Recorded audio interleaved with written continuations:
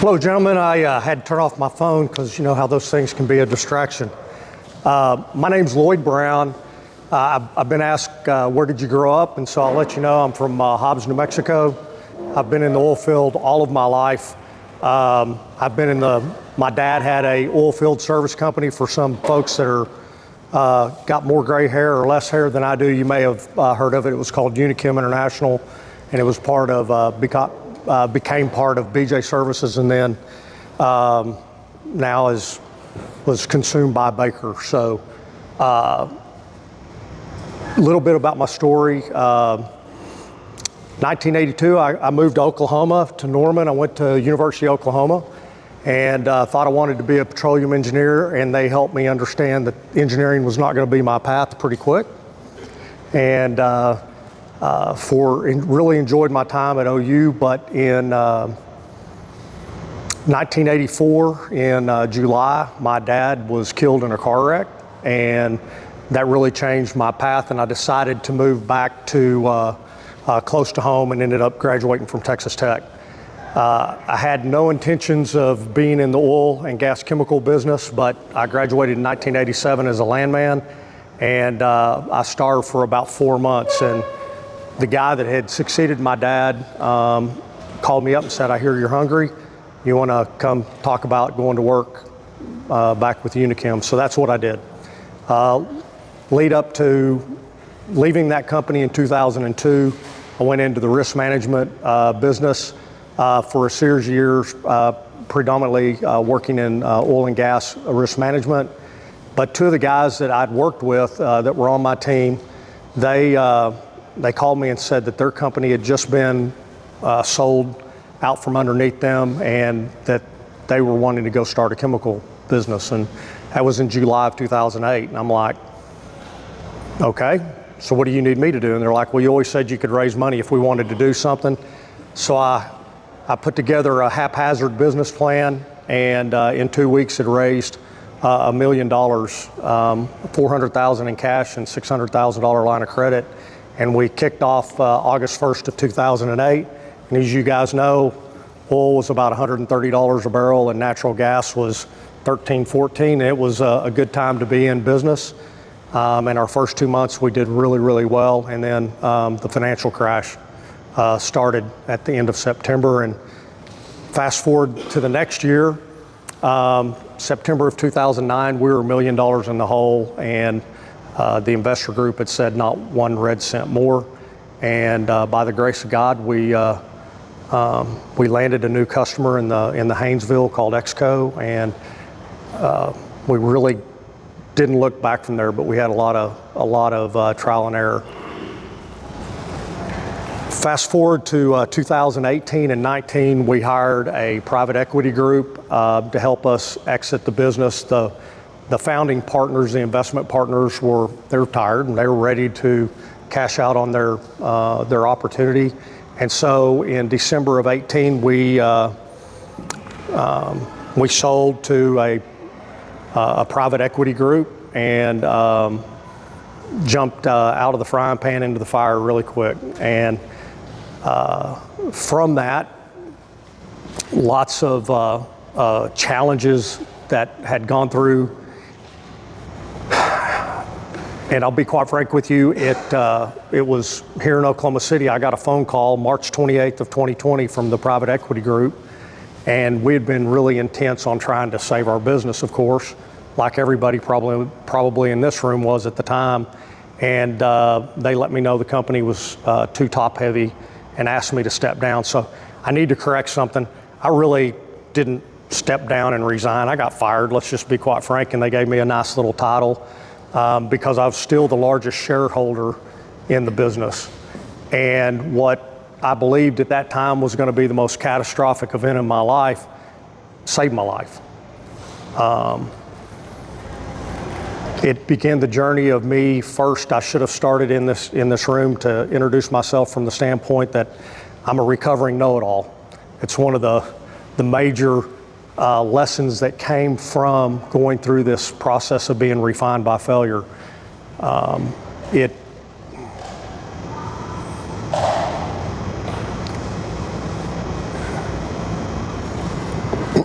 I get emotional when I start thinking about how we're sitting here looking at things thinking that they're the end of something when they're really the beginning of your purpose. And for me, the journey that God has really brought me on has given me a new perspective that I want to share with everybody. One of the things that I've learned through this process is how powerful shame is. Shame is something that the devil really loves to keep over us. And one of the questions I have for you, when Jesus went to the cross, what did he take away? Pardon me? There's one other thing. Absolutely sin. But in the Word it says sin and shame. Because shame is what the devil uses to condemn us. He also uses this, in the oil field, we're really all about being strong. We're about being self-determining. We have a pride about how hard we work. And in doing that, we put on a mask a lot of times and aren't willing to be vulnerable. And vulnerability is actually the antidote to shame. The first vulnerability that I would suggest that we have is being vulnerable with Christ and taking those things that hold us back, that has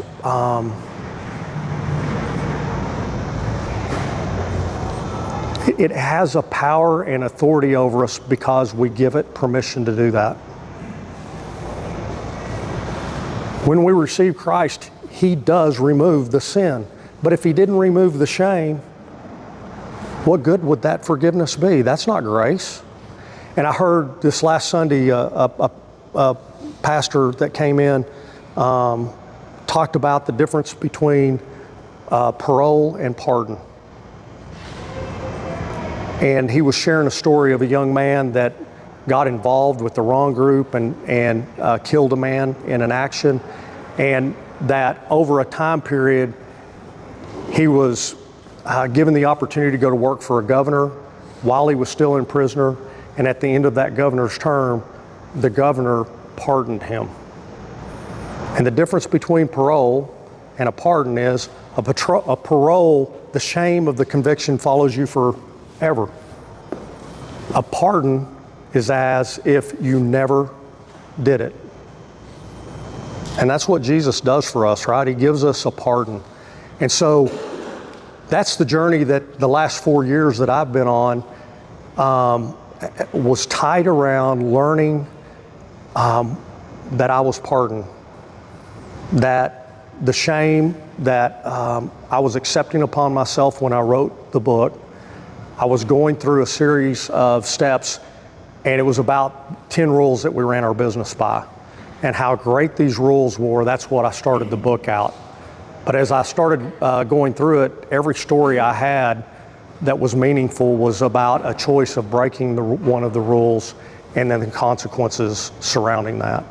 And so that's what this journey has been about. And for really the last 2 years, the Lord has been showing me that he's calling us to something. The difference that he's calling us to is to walk without that shame, to talk about the things that he's taken away. That's our testimony, is how did he take away that shame? And for me, what he did is he said, this being a know-it-all, you were doing it because you were insecure and you needed to find out why. He said you were also doing it because you didn't want to be led by me, you wanted to be led by yourself. And so the second thing that he revealed, and I have a debate and I'd love to hear everybody's thought here, are we called to submit to Christ, or are we called to surrender? And is there a difference between the two? Submit. Pardon me? Surrender? Submit. You said submit? Yeah, I think both. What's the difference? I think the difference is submit is the first action. In other words, when Jacob wrestled with the angel, he submitted, he was submitted. And then surrender is a process over time, where you basically give it 100%. Just give it away. I like that. And I agree with you. And that was a process for me. I started submitting, but submitting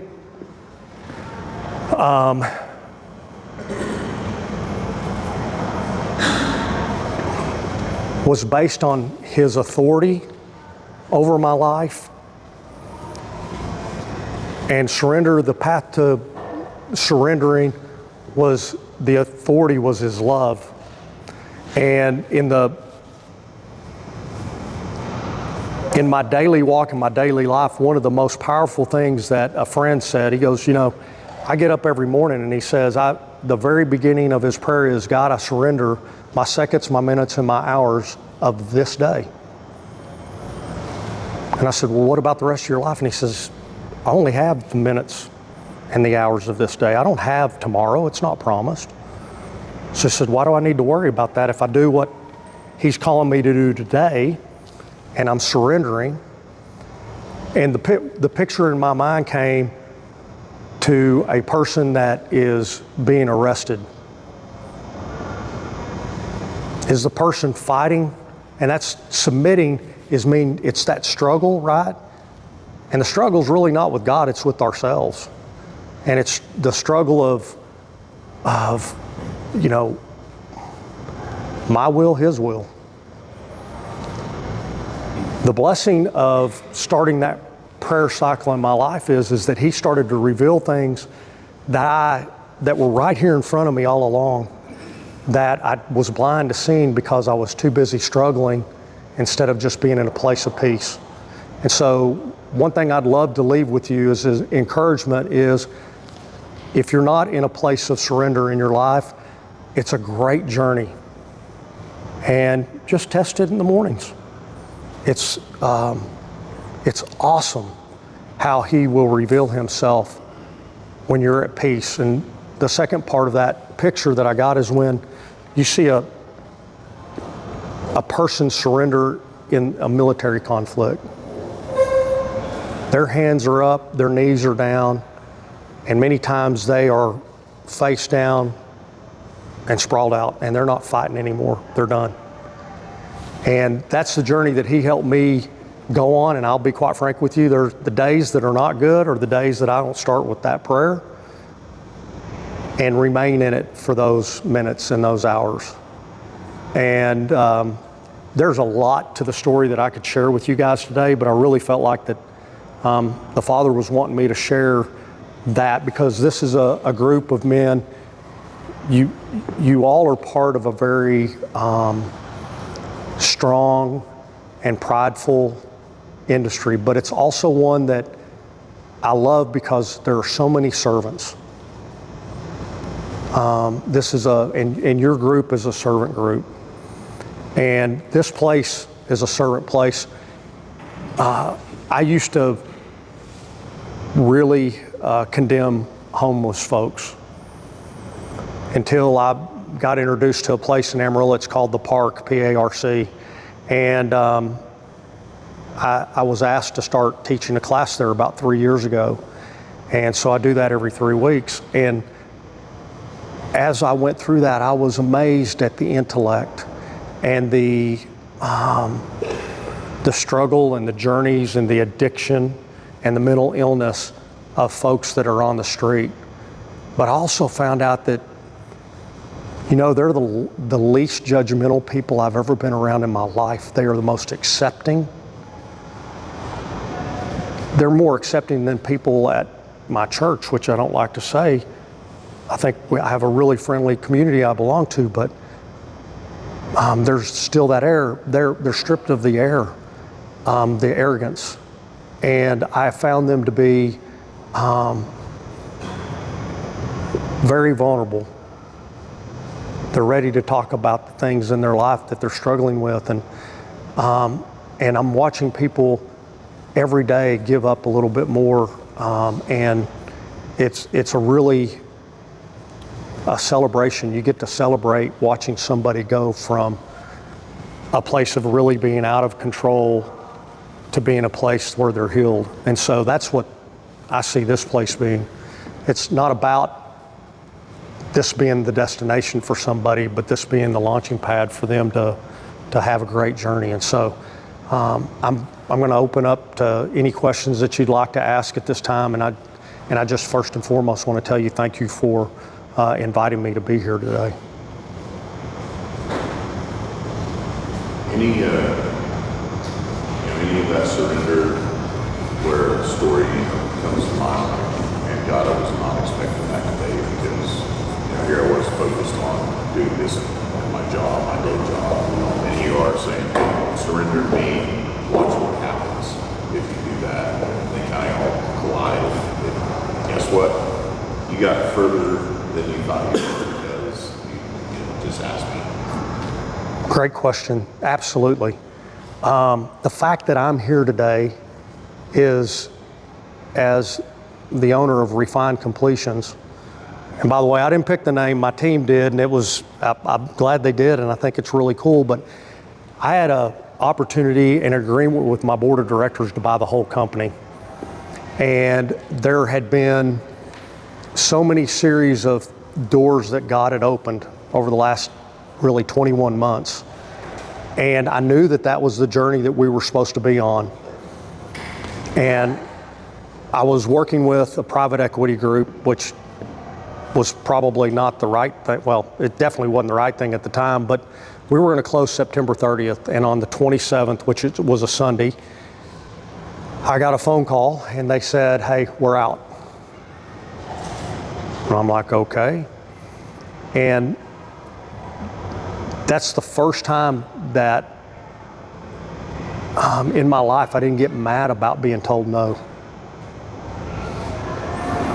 And my wife's like, what happened? And I said, they backed out, the deal's off.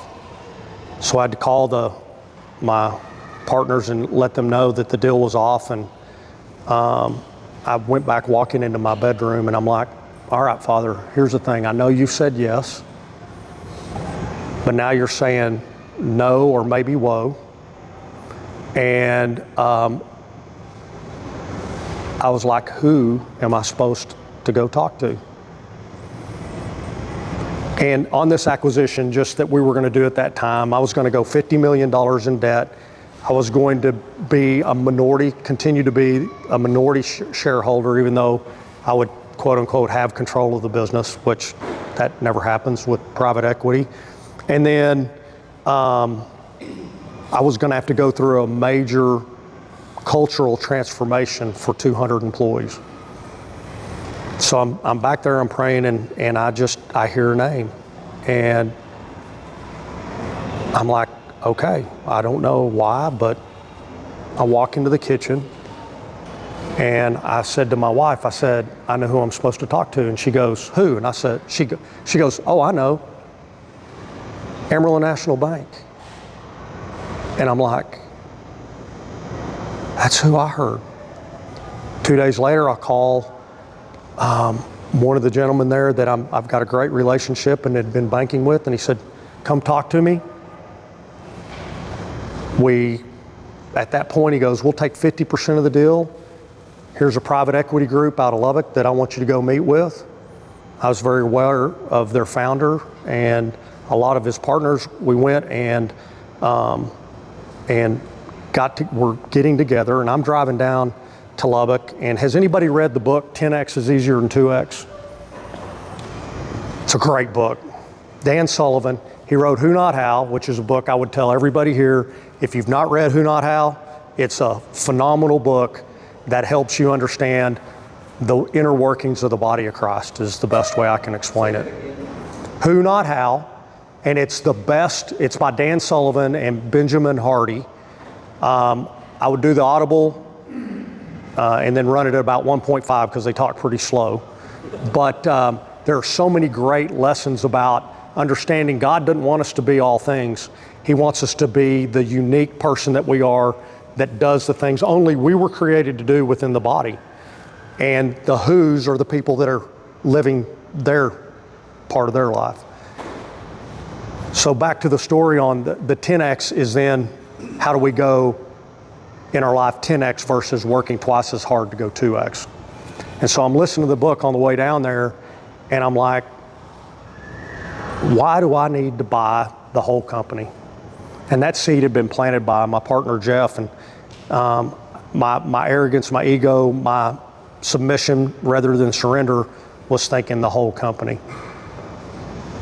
I got convicted as I was listening to that book, because it's all about taking 80% of your time doing the thing that gives you 100% of your return. Most of our life, we spend only 20% doing the thing that gives us the greatest return, and we're comfortable doing the minutia. So that night I stayed up, I rewrote my presentation, and I went in and I presented both scenarios. And the founder, CEO, looked at me and he goes, we're in, but which option? And I said the carve out. And he goes, good choice. So now we come back, I've got my bank, I've got my partners, but they said we can't do anything till the end of January at the earliest. We've got 2 deals, we're in the middle of closing, and this is towards the end of October when we're finally having the conversations. And long story short, I'm waiting on them, and every month my deal gets better with my board. It gets less expensive and less expensive and less expensive, and there's just all these revelations of problems that we didn't know exist, that I didn't have visibility of. If we'd have closed at the end of September, it would have been another train wreck. It had been March of 2020 all over again. Long story short, May 3rd, we bought that division back. The other part of it is, instead of having any partners, the bank came and said, we're your partner. We got your back, go get it done. And so my founding partners and I, we own the company. We don't have, now we have some debt on us, but man, it's a lot better having people that you're aligned with. And that is a story of being okay with no. And that, for quite frankly, one of the first times probably in my life I was okay with no.